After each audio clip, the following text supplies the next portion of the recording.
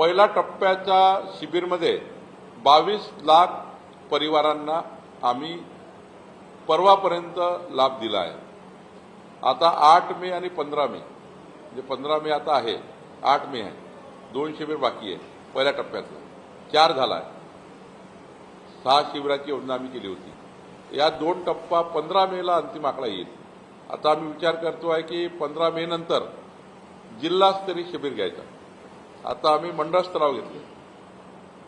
जिल्हास्तर शिबिरामध्ये मी स्वतः दिवसभर राहणार आहे। त्यामध्ये महसूल विभाग आणि इतर राज्यातले विभाग, सर्व विभागाच्या ज्या सर्व्हिसेस आहेत त्या सर्व्हिसेस आम्ही ईज ऑफ डुईंग बिझनेसच्या माध्यमातून घरोघरी पोहोचवण्याचा विचार करतो आहे।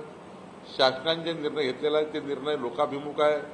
त्या निर्णयाचा फायदा महाराष्ट्र जनतेला झाला पाहिजे। केवळ सरकारने कायदे करून किंवा निर्णय करून चालणार नाही, त्या निर्णयाची अंमलबजावणी मात्र खाली पण झाली पाहिजे।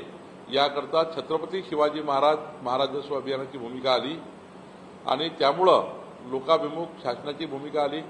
मला असं वाटतं की पुढच्या 3 वर्षामध्ये राज्यातल्या प्रत्येक व्यक्तीला त्यांची सेवा हमी जो कायद्याने आम्ही दिली आहे ती सेवा आम्ही देणार आहोत आणि निश्चितपणे मला विश्वास आहे की आमचं महसूल प्रशासन याकरता सज्ज आहे।